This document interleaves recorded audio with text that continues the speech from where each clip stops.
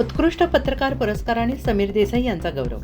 पत्रकारिता क्षेत्रातील उल्लेखनीय कार्याबद्दल महाराष्ट्र राज्य पत्रकार संघ मुंबई डिजिटल मीडिया पुणे अध्यक्ष समीर देसाई यांना उत्कृष्ट पत्रकार पुरस्कार प्रदान करण्यात आला आणि हा पुरस्कार खासदार तथा सहकार आणि नागरी विमान वाहतूक राज्यमंत्री मुरलीधर मोहोळ यांच्या हस्ते प्रदान करण्यात आला.